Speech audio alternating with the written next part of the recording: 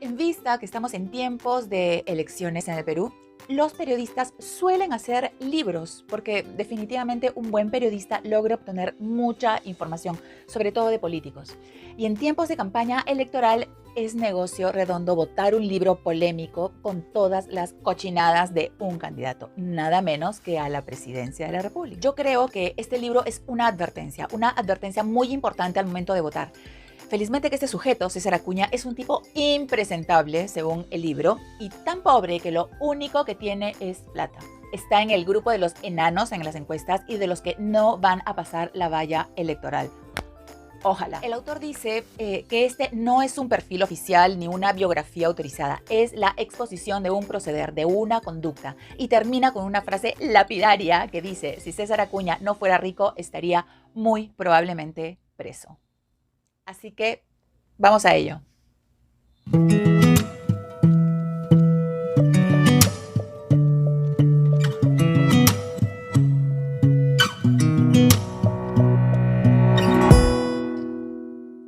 Datos del libro. Título: Plata como cancha, secreto, impunidad y fortuna de César Acuña. Autor: Christopher Acosta. Género: biografías políticas. Plaza de edición: Perú. Editorial Aguilar. Edición ebook tapa blanda. Fecha de publicación 2021. Páginas 168. ISBN 97861242475552. Costo 49 soles en crisol. El libro tiene 7 capítulos y que son los siguientes, y que por el título ya más o menos se van a dar cuenta de la catadura moral de este personaje. ¿Cómo acallar a un autor despojado? Esta casa no se vende. El Ministerio del Capital. El festín de las subvenciones sociales. ¿Cómo dividir una fortuna cuando se acabe el amor? La tesis, el título y el doctor. Una universidad compartido. Y termina con una parte que se llama El Rey. Como dice el autor, es un libro que juega a armar un rompecabezas. Juntando las piezas tenemos a un personaje nefasto que cuando quiere suele arrebatar propiedad intelectual, propiedad material, que suele mentir todo el tiempo, hasta en sus estudios, solo porque le sirve para sus propósitos particulares. Y una vez descubierto, suele comprar las voluntades de los agraviados para no enfrentar la justicia. Además, tiene la capacidad económica de contratar a los mejores abogados. Cuenta el libro que contrató al abogado de Lionel Messi para que lo defendiera ante la Universidad Complutense de Madrid, y esta no le quitara el grado de doctor en educación por plagio. ¡Una vergüenza! Un detalle importante que cuenta el periodista es que cuando se le pregunta de sus tesis doctorales, siempre habla de nosotros hemos, y luego se corrige y dice yo hice, dando a entender que un tipo que no puede articular una sola oración de corrido, es imposible que tenga la capacidad de haber hecho tantas tesis como manifiesta y como afirma. O sea, una cosa es tener un asesor de tesis y otra es que la mandes a hacer. Y con la plata que tiene, no es descabellado pensar en que puede contratar a un equipo de cerebritos para que se la hagan por él. Otro tema importantísimo es el tema de la justicia. Cuenta el libro que con su fortuna ha sido capaz de crear un sistema de justicia paralelo, en el que sus millones compensan sus atropellos y silencian a sus agraviados. Este libro habla sobre investigaciones que el autor ha publicado previamente, sobre este sujeto, y además ha sido construido gracias a decenas de solicitudes de acceso a información pública. Revisión de expedientes judiciales y fiscales, informes de la Unidad de Inteligencia Financiera y de la SUNAT, reportes de OMPE y migraciones, informes de la SUNEDU y comisiones investigadoras del Congreso, toda información pública, entre otros documentos de producción estatal. Y por supuesto, la revisión de los estados financieros, el acceso a los acuerdos extrajudiciales, a los archivos periodísticos, etc. Esto en el sector privado. Yo creo que este libro es importantísimo para los votantes. Como ya dije anteriormente, es una advertencia. Nos está advirtiendo de la catadura moral de este personaje, quien tiene un ego colosal y lo único que le interesa es el poder por el poder. Esa gente es nefasta para un país que queremos que sea una república de verdad, no una república bananera. Un país debe tener a los mejores hombres para que lo lideren, no a los mejores amigos o a los mejores mercachifles, porque el Estado no es un mercado de carne ni de cargos. El Estado es pensar en el bien común. Yo recuerdo que de Alberto Fujimori se decían cosas muy feas mucho antes de que llegara al poder y nadie hizo caso. Y todos sabemos lo que pasó después. Hizo dos cosas buenas: capturar a la cúpula terrorista y atajar la hiperinflación, cambiando el modelo económico que nos ha permitido crecer económicamente y darle bonos a todo el mundo en plena pandemia. Ok, ese es otro tema, pero eso es lo que hizo. Pero también nos dejó un país con una estructura como para que viniera un gobierno autoritario. Un país, sí, con bonanza económica, pero un país sin instituciones, con partidos políticos hechos leña. Así no hay democracia que funcione. Eso nos dejó Fujimori. O sea, si vivimos en este marasmo, es por culpa de él. Esa tara la arrastramos desde hace 30 años y no ha cambiado. Al contrario, la política se ha hecho mucho más precaria y conforme pasan los años se va a volver más precaria todavía. Este libro aporta cosas bien curiosas, ¿ok? Número 1. César Acuña se vende como que fue un chico pobrísimo tipo Toledo y que llegó donde llegó a punta de esfuerzo, ¿ok?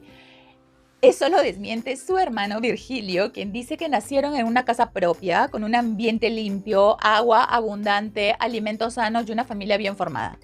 César y Virgilio nacieron en la misma casa de los mismos padres.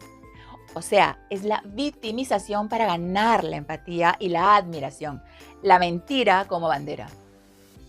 Número 2. Nos vamos al año 1990. Fue el APRA quien jugó a favor de César Acuña para aprobar la creación de su universidad. Pero para eso necesitaría un terreno, ¿ok?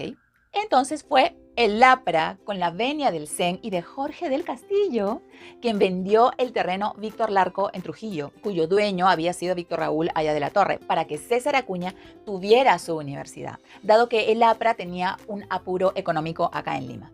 Pero lo que los compañeros nunca vieron venir era que Acuña sería alcalde de Trujillo en 2006 y los despojaría, o sea, despojaría al APRA del sólido norte para siempre. Nadie sabe para quién trabaja, ¿verdad? Número 3. La frase plata como cancha salió de una reunión donde Acuña les dice a sus regidores que va a disponer de dineros públicos para fines políticos. Esto se dio gracias a la resolución de alcaldía 995-2010 firmada por él, que otorga subvenciones sociales. Figura, nos dice el libro, que facilitó la salida de hasta 8 millones de soles, 2 millones de dólares, en 4 años para asistencialismo y clientelismo político a sola firma del alcalde, que sería elegido 2 veces. Obviamente, ¿a quién no le gusta que le regalen plata? O sea, en esa reunión, César Acuña les propuso a sus interlocutores la comisión de un delito. Y nadie se inmutó, y nadie preguntó, y nadie comentó. Y cumplieron sus indicaciones al pie de la letra. 4. Esta es buenísima. El doctor Maletín.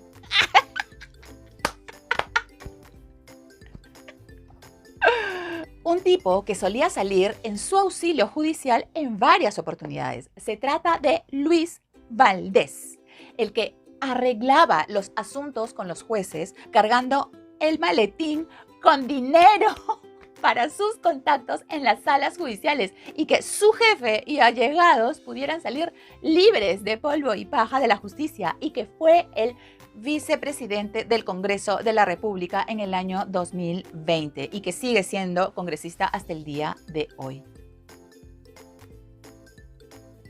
5.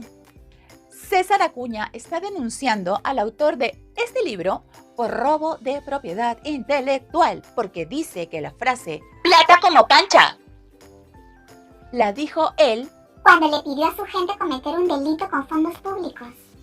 Por tanto, Él tiene la patente.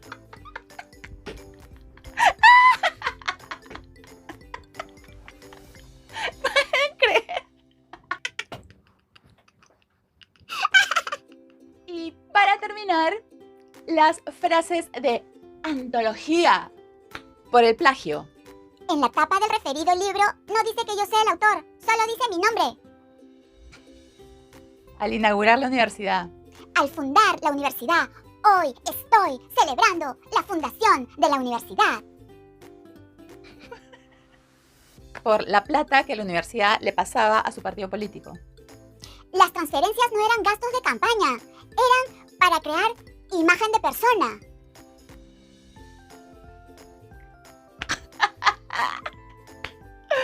Léanlo porque se van a dar cuenta por qué ninguna persona de bien, ninguna persona decente en el país quiere meterse en política, en el Perú, ¿ok?